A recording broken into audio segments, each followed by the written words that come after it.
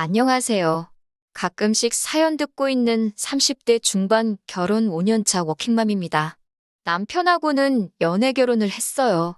2년이라는 긴 연애 끝에 결혼했고, 결혼한 지도 어느덧 5년이 넘었습니다. 저 어려서부터 사업하시던 아버지 덕분에 부족함 없이 자라왔어요.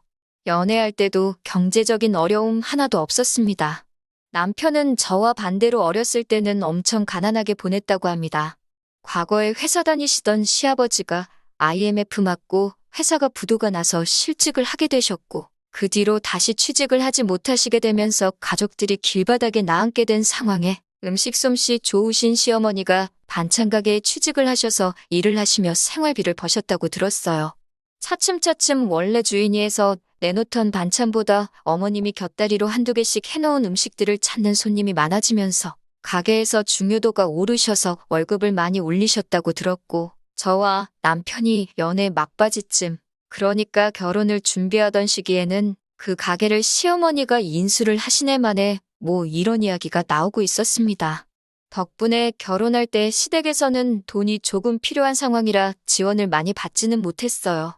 시아버지가 심지어 퇴직금 받은 것에 더불어 같이 사업하자는 전 직장 동료에게 속아 넘어가 빚보증까지 서게 되었고, 그 빚을 갚고 있느라 남편도 당시에는 모아놓은 돈이 많은 편은 아니었었습니다.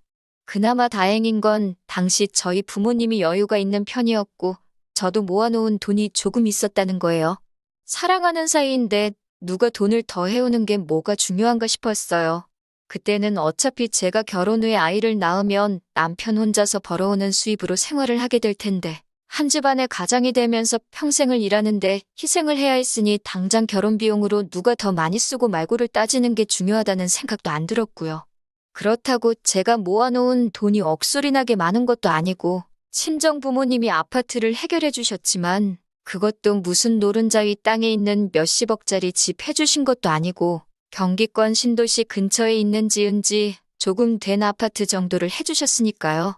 평생을 바쳐 일하게 될 남편 노동값에 비하면 크게 차이가 날 거라고는 생각하지 않았어요. 아직도 제가 일을 하고 있을 거라곤 그때 당시에는 생각하지 못했으니까요. 아이러니하게도 과거에 힘들었던 시댁은 반찬 가게를 실제로 인수하게 되면서 저희가 결혼 후에는 주변의 입소문까지 타게 되면서 장사가 엄청 잘 되게 돼요. 3년 만에 빚도 다 청산하시고 지금도 성황리에 장사 중인 상황입니다. 반대로 중국을 오며 가며 사업을 하시던 아버지 회사는 불경기 속에서 차츰 실적이 안 나오기 시작하더니 코로나 터지면서 완전히 망해버렸고요.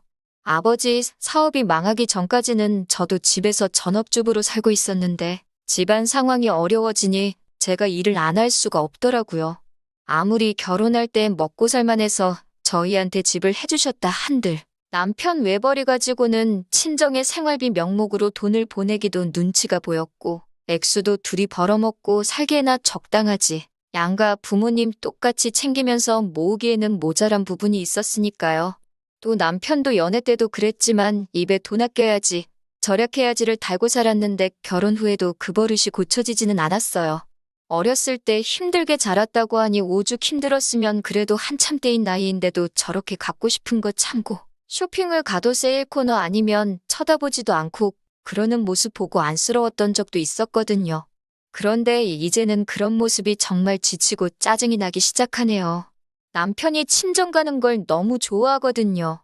시댁 가는 건 그렇게 싫어하면서 친정에는 오히려 먼저 나서서 가자고 합니다. 친정에 가면 어머니가 이것저것 막 퍼주시고 외식도 시켜주시고 그랬으니까요. 아직 우리가 신혼이던 초반에는 아버지 회사가 상황은 안 좋았어도 아예 망하지는 않았었으니까요. 저희만 갔다 하면 저희들 데리고 바로 장 보러 가셔서 저희들 필요한 장도 대신 봐주셨고 그날 저녁까지 반찬 이것저것 해서 다 싸주셨어요. 어머니가 이제 연세도 많고 하시니 저는 부담스럽기도 하고 저희 때문에 하루 종일 불 앞에 서 계시면서 반찬하는 거 보면 마음이 안 좋거든요.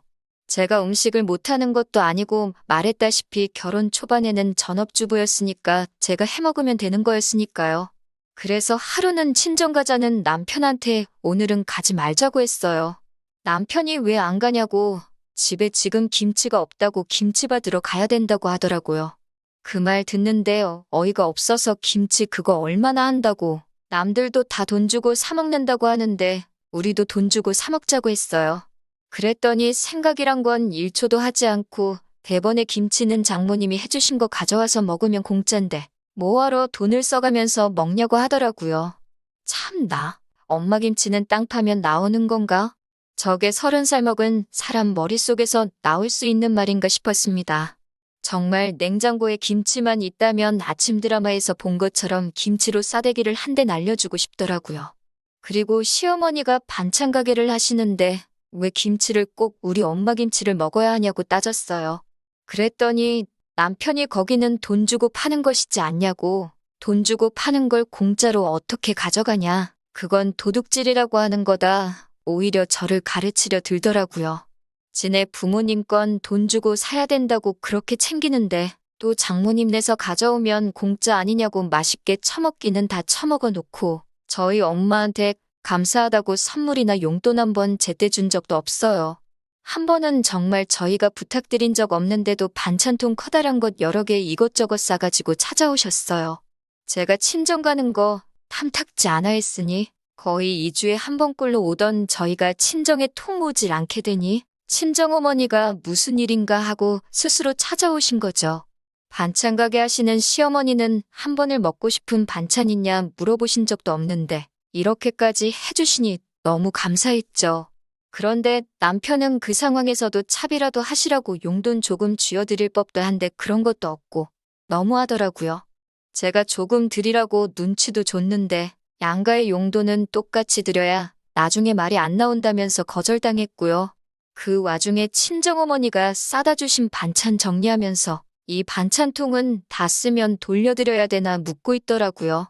아직 새 것 같고 좋아 보인다고 우리가 그냥 쓰면 안 되냐고요? 저는 그냥 그런 게 어릴 적에 힘들게 자라서 몸에 배어있는 아끼는 습관이라고 생각했습니다. 그냥 뼛속까지 거지근성으로 가득 차 있는 사람이라고는 생각도 못했어요.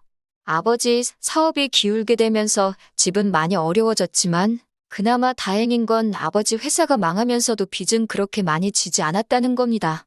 부자가 망해도 3대는 간다고 3대까지 떵떵거리며 살 수 있는 재력은 아니었지만 그래도 약간의 여유자금이 있어 친정어머니께서 작은 연탄구이집 하나를 시작하게 되었습니다. 친정아버지는 사업 노하우를 가지고 계시니 다시 일어나 보겠다고 따로 일을 하시고 어머니 혼자 당장 필요한 생활비에 노후 준비 겸 해서 일하시고 계시는 상황이었어요.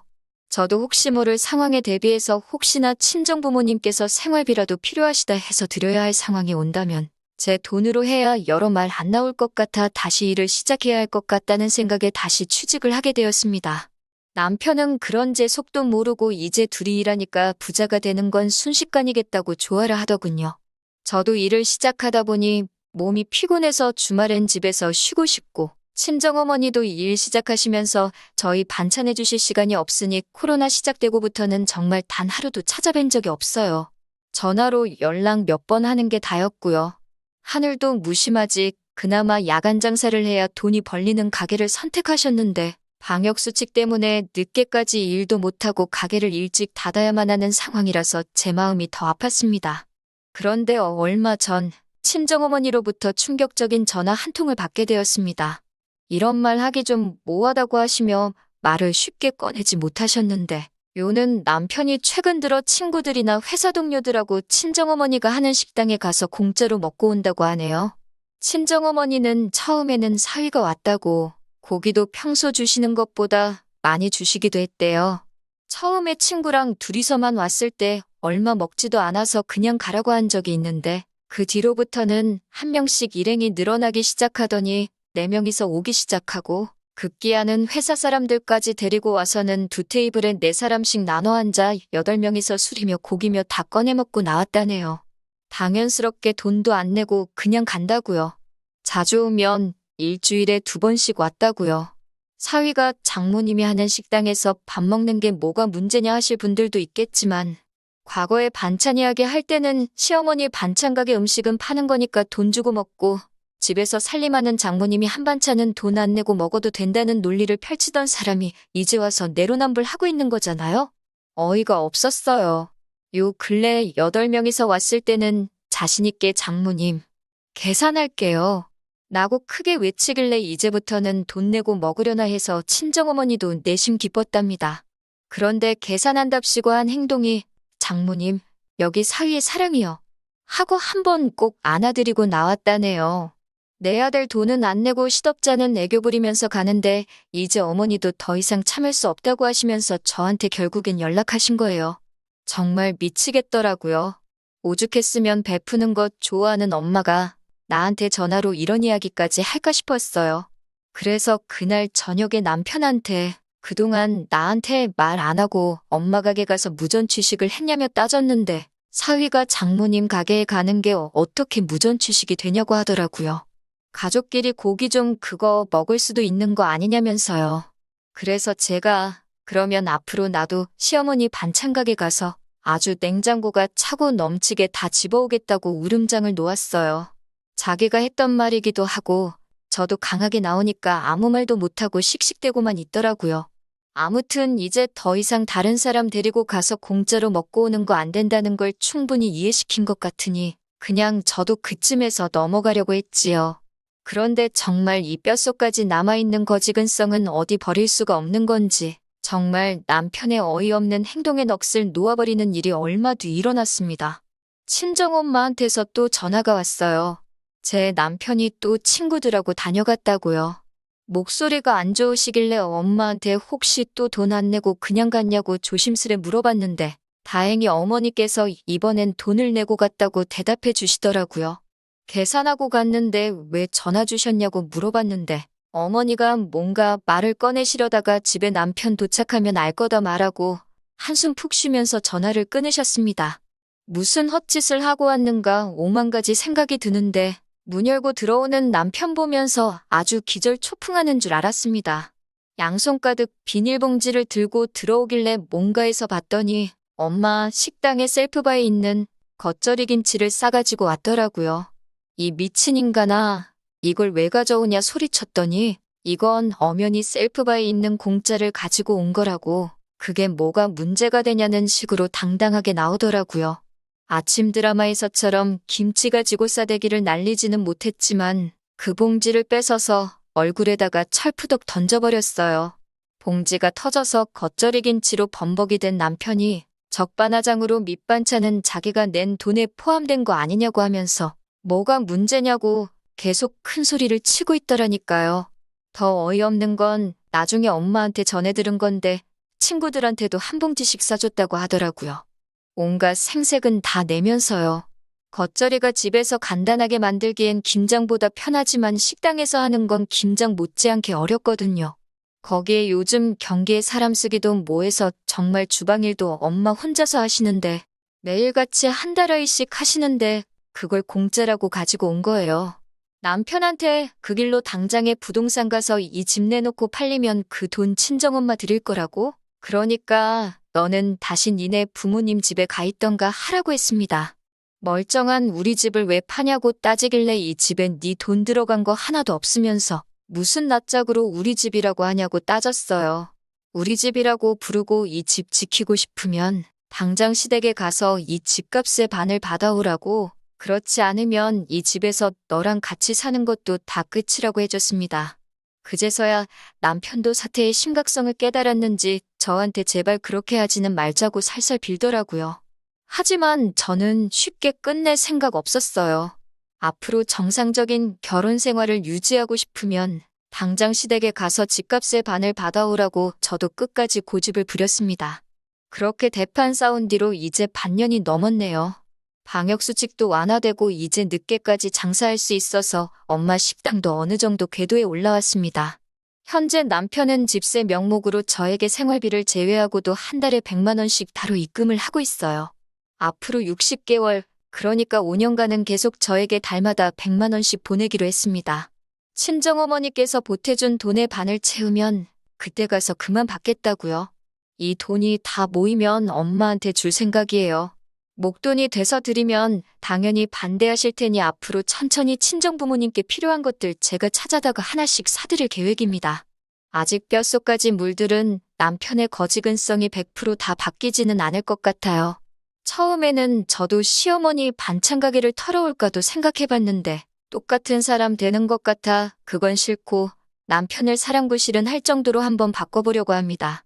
앞으로는 이런 어이없는 일로 싸우는 일 없이 화목한 가정이 되기를 기대하면서 오늘 저의 이야기는 여기서 이만 마치도록 하겠습니다.